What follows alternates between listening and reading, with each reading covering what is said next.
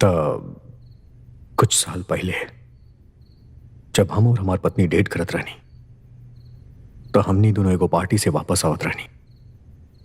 हमने काफी कोकीन ले रहनी और गाड़ी हम चावत रहनी।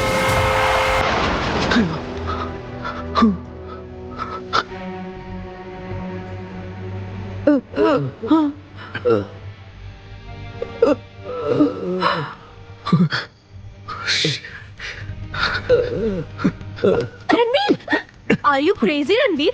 तारा लगा था कि तू लोग की हेल्प कर सकेला। रणबीर प्लीज, डॉक्टर से का कहब जा, पुलिस से का कहब जा। लिसन हमारी बात माना, कोई नहीं के आसपास। चलो जैसे निकल जाओ। लेट्स जस्ट गो राइट नाउ। बाकी डैड संभाल लिए। रणबीर प्लीज चलो। नैना वो अभी जिंदा बाड़े, हमने उनका जान बचा सकेली। अभी वो लोग मरल ना बाड़े। ना रणबीर, ना ना ना कर सकेला तू। हम जाता नहीं। ना सुना तू कोकीन ले ले बड़ा रणबीर। तारा का लगा था ये हालत में तारा की के जाए दी और हमने के रेपुटेशन के का हुई रणबीर। प्लीज चल जाओ। ना नैना ना, हमने ओकरा बचाने के चाहिए। सुना, अगर हमने के उनका के हॉस्पिटल ले भी जाइब जा तो ना बाँच पई है। और वो लोग हमनी के ब्लड टेस्ट ली ही। नशा में धुत बानी जा रणबीर, हमनी के बुरा तरीका से फंस जाइब जा। प्लीज चला।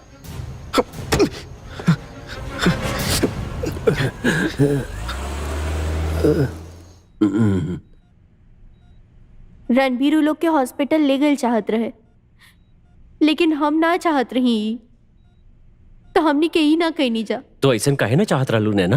कहीं कि पापा